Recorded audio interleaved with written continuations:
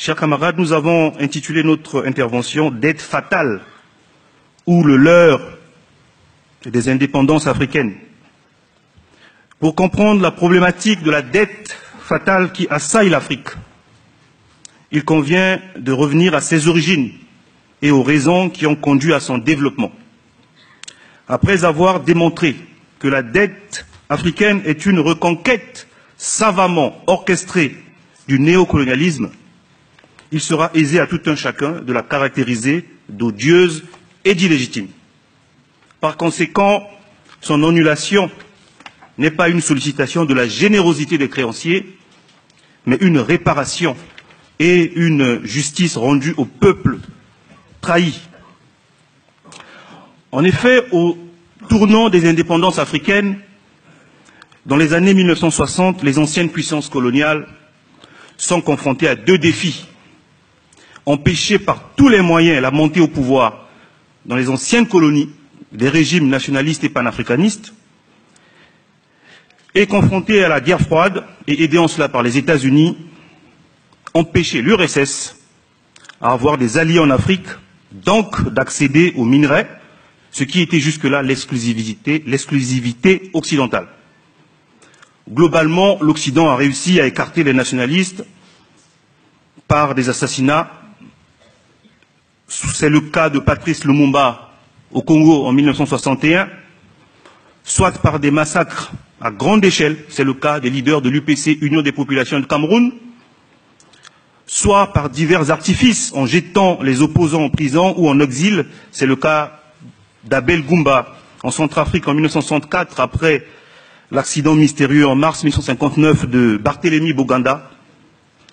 Dans les quelques pays où les régimes s'allient à l'URSS, l'Occident garde malgré tout une présence et profite de la moindre occasion pour renverser les pouvoirs afin d'installer les régimes qui lui sont favorables et serviles.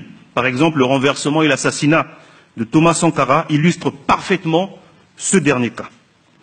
L'Occident mettra tout en œuvre pour garder la main mise sur les anciennes colonies. L'une des armes qu'il va utiliser est la dette. Prétextant dans les discours officiels de reproduire le succès du plan Marshall à l'Afrique, alors qu'en réalité, la raison essentielle est de maintenir une emprise géopolitique stratégique et avoir un accès aux minerais comme à l'époque coloniale. Ainsi, l'adage suivant a été parfaitement appliqué. Celui qui contrôle les finances d'une nation n'a pas besoin du contrôle total sur la gestion politique intérieure pour être le vrai patron, en tirant les ficelles en coulisses. Au moins 3 phénomènes historiques ont permis à l'Occident de disposer des moyens financiers colossaux pour réaliser sa mainmise sur l'Afrique. En premier lieu, au moment des indépendances africaines en 1960, les banques privées occidentales regorgent d'immenses euro-dollars, issus des prêts de dollars faits par les États-Unis aux Européens dans les années 1950, destinés au plan Marshall dans le cadre de la reconstruction d'après-guerre. Pour éviter le retour massif de ces euro-dollars aux États-Unis, à cause non seulement de la forte inflation que cela allait provoquer dans l'économie américaine, mais aussi du risque d'assèchement de l'or dans les coffres forts américains, comme le stipulaient les accords en vigueur, c'est-à-dire d'échanger les remboursements contre de l'or. Les Occidentaux vont inciter leurs banques à prêter massivement à des taux avantageux aux pays africains nouvellement et bien évidemment nominalement indépendants. Naturellement, les régimes africains dont l'Occident a pris soin de s'assurer l'allégeance vont se montrer intéressés et surtout à des fins personnelles par un tel déferlement de capitaux. Le deuxième phénomène historique qui explique l'explosion de la dette africaine est le choc pétrolier de 1973 provoqué par un quadruplement soudain des prix du pétrole. Les émirs des pays du Golfe vont déposer des immenses quantités de dollars résultant des profits réalisés par les ventes de pétrole dans les banques occidentales. C'est le phénomène dit des pétrodollars. Ces pétrodollars s'additionnant aux eurodollars liés au financement de la reconstruction de l'Europe dévastée par la guerre vont à nouveau affluer vers l'Afrique. Ainsi, en 20 ans, de 1960 en 1980, la part privée de la dette du tiers-monde va exploser, quasiment de 0 au début des années 60, Elle atteint 2,5 milliards de dollars en 1970, puis 38 milliards de dollars en 1980. Rappelons qu'en 1980, la dette africaine est libellée en dollars, en francs français, en Deutschmark, en livres sterling et en yens japonais. Ce qui oblige les États africains à se procurer de devises fortes pour rembourser les prêts contractés. Bon an, mal an, l'Afrique règle sa dette jusque-là. Cependant, sous l'effet conjugué de la chute des cours des matières premières et de la hausse brutale des taux d'intérêt du dollar et de la livre sterling, avec l'arrivée de Reagan et Thatcher, dans les années 80, l'Afrique, comme l'ensemble du tiers-monde, endetté, se trouve incapable désormais de rembourser. Ainsi est née la crise de la dette, avec l'entrée en scène des thérapies de choc et de la médecine de cheval, de la paire FMI Banque mondiale, Club de Paris, Club de Londres et consorts.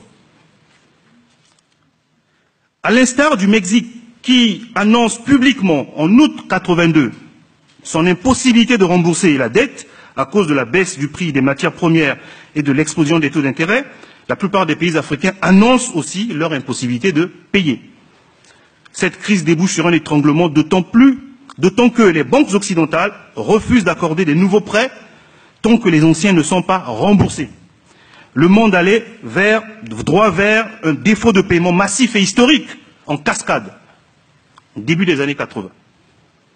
Afin d'éviter les faillites des banques occidentales successives qui allaient s'en suivre, le FMI, la Banque mondiale et les pays industrialisés accordent de nouveaux prêts pour permettre aux banques privées d'éviter les faillites. C'est l'effet boule de neige qui consiste à contracter de nouveaux prêts pour rembourser les emprunts anciens. Mais les nouveaux prêts sont conditionnés par l'adoption des PAS, plans d'ajustement structurel, allant jusqu'à la perte de la souveraineté économique pour certains pays. Donc, depuis les années 80, y compris après le retour du multipartisme au début des années 1990, les PAS relookés en PPTE, pays pauvres très endettés, aujourd'hui, se traduisent par des baisses massives de salaires, le gel drastique des recrutements dans la fonction publique, l'arrêt des subventions aux services de base, donc santé, électricité, eau courante, éducation, privatisation des sociétés d'État et mise massive au chômage ont été appliquées brutalement contre les populations. En fait, ce que vit la Grèce, l'Afrique le vit depuis les années 80, multiplié par 1 million. Tout se passe comme si les populations africaines devraient subir la double peine. Après avoir subi les affres des régimes dictatoriaux, elles sont sacrifiées régulièrement sur l'autel des remboursements des dettes odieuses et illégitimes, contractées par ces régimes injustes avec la complicité des créanciers véreux. Le cynisme atteint son comble lorsque les populations doivent subir aussi le remboursement des dettes contractées pour les achats d'armes de guerre ayant causé des milliers de morts parmi elles lors des conflits successifs. D'après la CNICED, entre 1970 et 2002, l'Afrique a reçu 540 milliards de dollars de prêts, mais elle a remboursé 550 milliards de dollars et elle doit encore rembourser 295 milliards de dollars.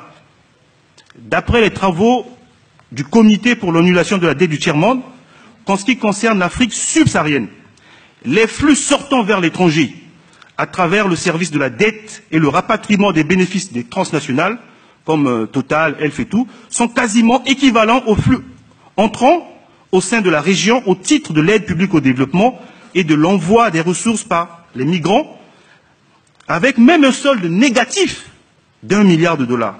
En 2012, le rapatriement des bénéfices de la région la plus appauvrie de la planète a représenté 5% de son PIB, contre 1% pour l'aide publique au développement.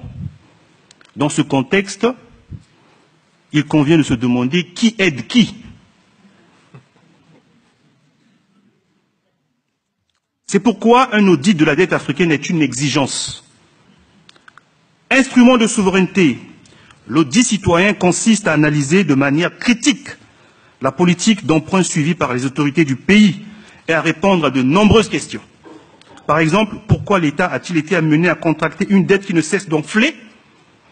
Au service de quels choix politiques et de quels intérêts sociaux la dette a-t-elle été contractée?